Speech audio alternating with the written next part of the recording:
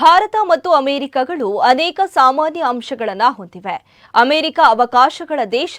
ಇಲ್ಲಿಗೆ ವಲಸೆ ಬಂದು ವಾಸಿಸುತ್ತಿರುವ ಭಾರತೀಯರು ತಮ್ಮ ಮೂಲ ಸಂಸ್ಕೃತಿಯನ್ನ ಬಿಡದೆ ನವ ಪೀಳಿಗೆಗೂ ಅದರ ಅರಿವು ಮೂಡಿಸುತ್ತಿರುವುದು ಅನುಕರಣೀಯ ಕೆಲಸ ಎಂದು ಉದ್ಯಮಿ ಹಾಗೂ ಮಹಾದಾನಿ ಡಾ. ಕನ್ಯಾನ ಸದಾಶಿವ ಶೆಟ್ಟಿ ಕೋಳೂರು ಹೇಳಿದ್ದಾರೆ.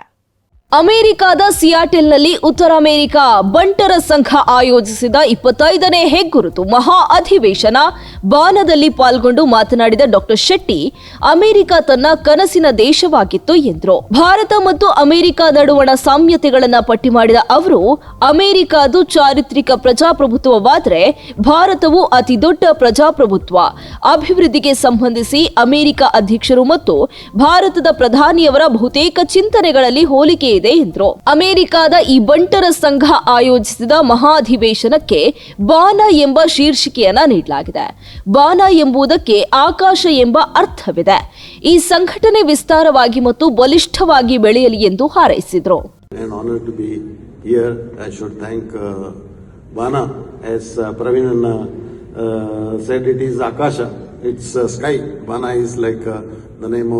Bana in Tulu is sky. Sky is the element, yes.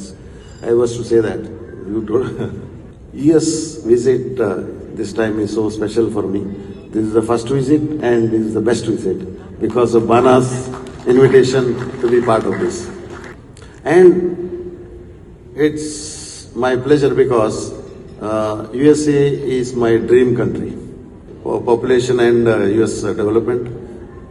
So, my pleasure also, as I said. USA and India has got very close, so many common factors like democracy. So USA is the largest, most prosperous democracy in the world, and India is one of the biggest democracies, largest democracy in terms of population, of course. So our Modi ji, Narendra Modi ji also, his idea is also the similar to President Trump, that is will make India great. So both of them are trying to make their countries great. USA is already greatest. So Modi ji also trying to make India great. You know, he has done a lot of measures in that direction. ಬಾನ ಆಯೋಜಿಸಿದ ಸಾಂಸ್ಕೃತಿಕ ಕಾರ್ಯಕ್ರಮದ ಮಹತ್ವವನ್ನ ಪ್ರತಿಬಿಂಬಿಸಿದ ಡಾ. ಶೆಟ್ಟಿ 10 ನಿಮಿಷಗಳಲ್ಲಿ ಮಹಾಕಾವ್ಯ ರಾಮಾಯಣವನ್ನ ಪ್ರಸ್ತುತಪಡಿಸುವ ಕಾರ್ಯವನ್ನ ಮಾಡುವ ಮೂಲಕ ಅಮೆರಿಕದಲ್ಲಿ ಜನಿಸಿದ ನವ ಪೀಳಿಗೆಗೆ ಭಾರತೀಯ ಸಂಸ್ಕೃತಿಯ ಮಹತ್ವವನ್ನ ಮನದಟ್ಟು ಮಾಡುವ ಯತ್ನವನ್ನ ಮಾಡಿರುವುದು ಭಾರತೀಯರಿಗೆಲ್ಲ ಹೆಮ್ಮೆಯ ಸಂಗತಿ. ಅಮೆರಿಕದ ನೆಲದಲ್ಲಿ ರಾಮಾಯಣಕ್ಕೆ ಸಂಬಂಧಿಸಿದ ಸಂಗತಿಗಳನ್ನು ಹೊಂದಿಸಿಕೊಂಡು ಪ್ರಸ್ತುತಪಡಿಸುವ ಸಾಮಾನ್ಯ ಸಂಗತಿಯಲ್ಲ. ಇದಕ್ಕೆ ಅಪಾರ ಸಮಯ, ಸಂಪನ್ಮೂಲ ಹಾಗೂ ಶ್ರಮ ಬೇಕಾಗತ್ತೆ ಎಂದರು. I was enjoying the cultural program here. It was so nicely depicted. One of the, I think, wonders was Ramayana is such a big epic story, and that was told. Ramayana 10 ನಿಮಿಷದ ಮುಂದೆ ಓದಿದೆ.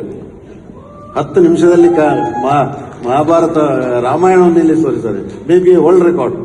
So those young kids did so nicely that entire Ramayana story was depicted here.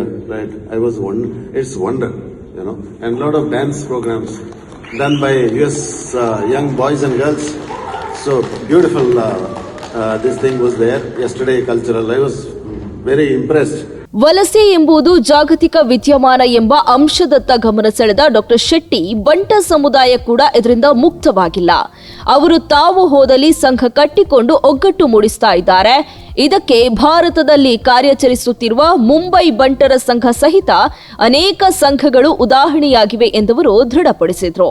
ಸಂಘಗಳು ಬಲಿಷ್ಠವಾದ್ರೆ ಏಕತೆ ಬರುತ್ತೆ, ಸಾಂಸ್ಕೃತಿಕ ಆಚರಣೆಗಳು ನಡೆಯುತ್ತವೆ, ನವ ಪೀಳಿಗೆಗೆ ಸಂಸ್ಕೃತಿ ಕಲಿಸುವ ಕೆಲಸ ನಡೆಯುತ್ತದೆ ಎಂದವರು ಸಂಘಗಳ ಸಾಮಾಜಿಕ ಹಾಗೂ ಸಾಂಸ್ಕೃತಿಕ ಜವಾಬ್ದಾರಿಯನ್ನ ವಿಶ್ಲೇಷಿಸಿದ್ರು. ಬಾನ ಮಹಾಧಿವೇಶನವನ್ನ ಮೈಲಿಗಲ್ಲು ಸಂಭ್ರಮ ಎಂದು ಡಾ. Shetty ಬಣ್ಣಿಸಿದ್ರು.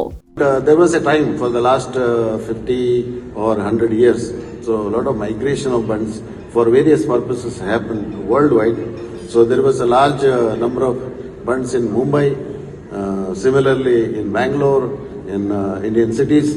So likewise world over. You have in Pravinana, your UAE has large bunds population. So again, US maybe the second one.